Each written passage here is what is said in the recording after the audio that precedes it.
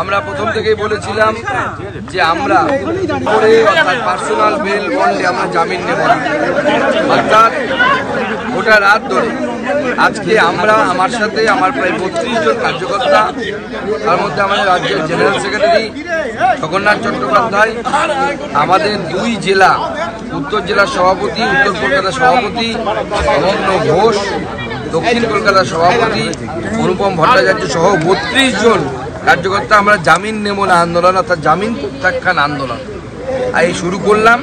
এরপরে পশ্চিমবঙ্গের যেখানে ভারতীয় জনতা পার্টির কার্যকর্তারা এইভাবে গণতন্ত্রের জন্য আন্দোলন করতে গিয়ে যেখানে গ্রেপ্তার হবে, আমরা এই জামিন নেব না বা জামিন প্রত্যাখ্যান আন্দোলন করব।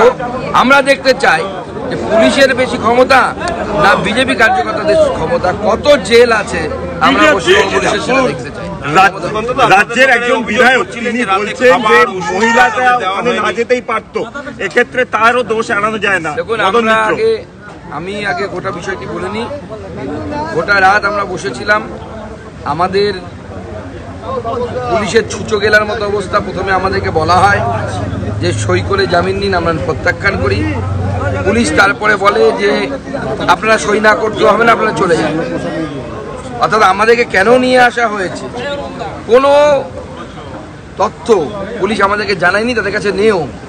অর্থাৎ তাদের কাছে তাদের আইনি কোনো জায়গাই ঠিক মতো ছিল না। শুধু তাই নয়, তার সাথে সাথে আমরা যখন বলি যে আমরা সই করব না এবং আমরা বলি যে কোর্টের সামনে আমাদেরকে পেশ করা হোক, আমরা কোর্টে গিয়ে বলবো, মহামান্য আদালতের কাছে বলবো যে পশ্চিমবঙ্গের পুলিশ যে সামান্য 2 পা হাঁটার মতো গণতান্ত্রিক অধিকার আমাদের রাখতে চাইছে না, আমাদের দিতে চাইছে না। পুলিশ সেই সাহস দেখায়নি। পুলিশ বলেন যে না, আমরা আপনাদেরকে কোর্টে নিয়ে যেতে পারবো না, আপনারা চলে যান। প্রশ্ন, তাহলে পুলিশ আমাদেরকে নিয়ে এসে 4-5 ঘন্টা বসিয়ে রাখলো কেন? কোনো উত্তর পুলিশ আমাদেরকে দিতে পারে। পুলিশের বিভিন্ন অফিসাররা এসেছে, এমনকি সকালবেলাও তারা আমাদের কাছে বারবার এসে জিজ্ঞেস করছিলেন। ভোর 4টের সময় জিজ্ঞেস করেছেন। গোটা রাত আমরা বসে কাটিয়েছি বেঞ্চের উপরে, আপনারা নিশ্চয়ই ছবি পেয়েছেন। আমাদের বাইরে থেকে খাবার ঢোকানোর কথা ছিল, খাবার আমরা নিয়ে এসেছিলাম, সেই খাবার ঢুকতে দেওয়া হয়নি। জলের পর্যাপ্ত ব্যবস্থা ছিল না।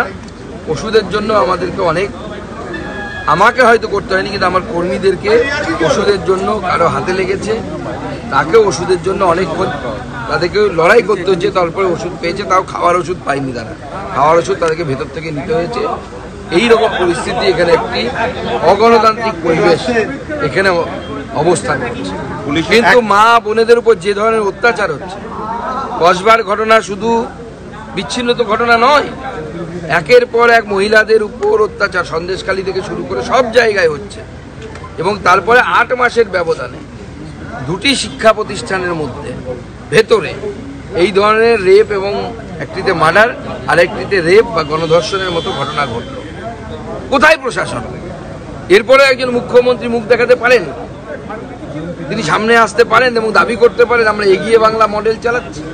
এটা এগিয়ে বাংলা মডেল? তার লজ্জা করে না মুখ্যমন্ত্রী?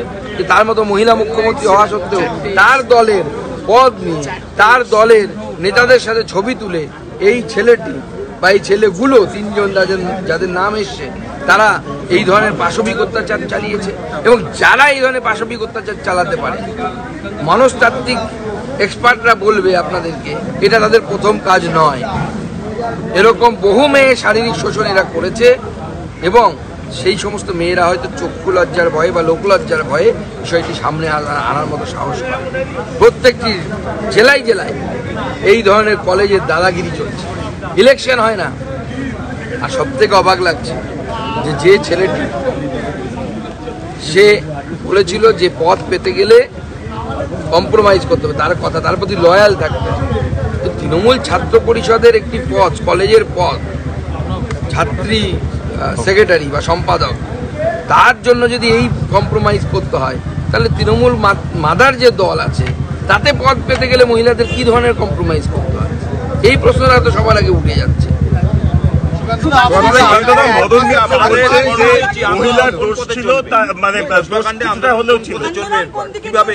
ভারতীয় জনতা পার্টি আজকেও আন্দোলন করবে। আজকে আমাদের মহিলারা জেলায় জেলায় মশাল মিছিল করবে, থানা ঘেরাও হবে। এই সমস্ত আন্দোলন আমরা চালাবো। আমরা আগামীকাল সমস্ত জেলায় জেলায় কোথাও এসপি অফিস, কোথাও থানা ঘেরাও, এই সমস্ত আন্দোলন হবে এবং তার সাথে ভবিষ্যতে আমাদের আন্দোলনের রূপরেখা আমরা ঘোষণা করব। আমরা ছেড়ে দেব না। মমতা বন্দ্যোপাধ্যায় যদি ভাবেন যে ওনার মৌরুষি পাট্টা হয়ে গেছে, ওনার জমিদারি হয়ে গেছে, এই জমিদারি আমরা চলতে দেব না। আজও আমরা শেষ পর্যন্ত আমাদের দাবিতে অনড় থেকেছি। পুলিশ বাধ্য হয়েছে আমাদের দাবি মানতে। আমরা বেল বন্ডে সই ছাড়া বেরিয়েছি এবং পুলিশ আমাদেরকে পরে বলেছে 5 আইন কেস দেওয়া হয়েছে, আপনারা বেরিয়ে যান। কিন্তু আমরা আমাদের শর্ত মতো বেরিয়েছি, আমরা আমাদের কথা মতো বেরিয়েছি। পুলিশকে আরও একবার ভারতীয় জনতা পার্টির দাবির সামনে মাথা নত করতে হলো। এইভাবে বারবার মাথা নত করতে হবে। তারপরে পশ্চিমবঙ্গের জনগণের সামনে এই সরকার 26 আদালতে যাবে।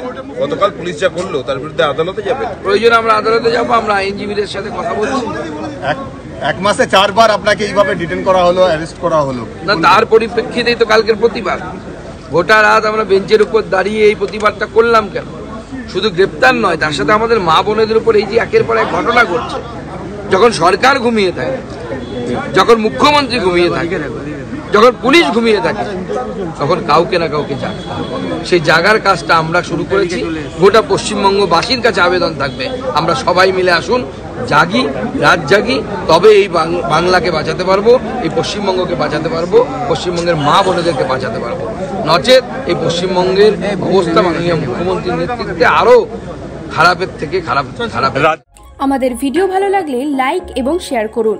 কমেন্ট সেকশনে গিয়ে জানান আপনাদের মতামত।